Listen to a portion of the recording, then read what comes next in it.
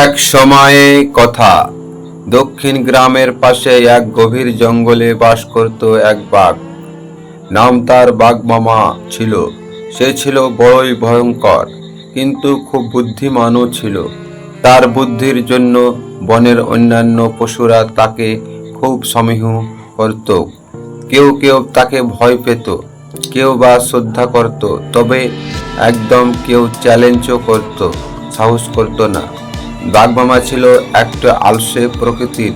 সে ভাবত, সারা দিন শিকার করব কেন, যদি এমন কিছু করা যায় যাতে সবাই নিজেই আমার কাছে খাবার নিয়ে আসে।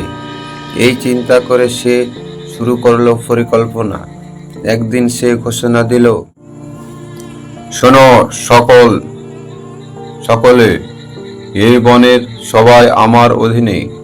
আমি এখন এই বনের রাজা।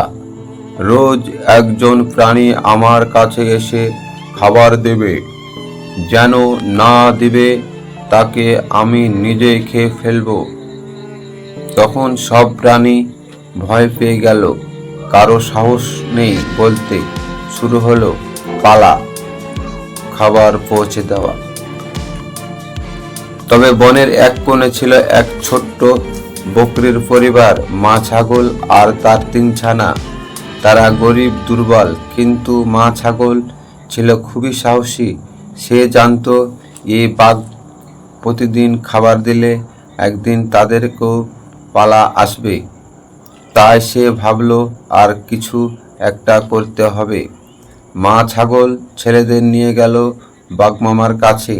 মাথা নিচু করে বলল, বাঘমামা, আমি খুব অতি গরিব, আমাদের কিছুই নেই। আপনি চাইলে আমাদের খেয়ে ফেলতে পারেন, কিন্তু দয়া করে একটু সময় দিন। বাঘমামা হেসে বলল, হা হা হা হা হা, ঠিক আছে, তোমার সাহস দেখে আজ আমি ছাড়ছি, তবে কাল কিন্তু এক ছানাকে আনবেই। সেই রাতে মা ছাগল ছেলেদের নিয়ে একটা পরিকল্পনা করলো।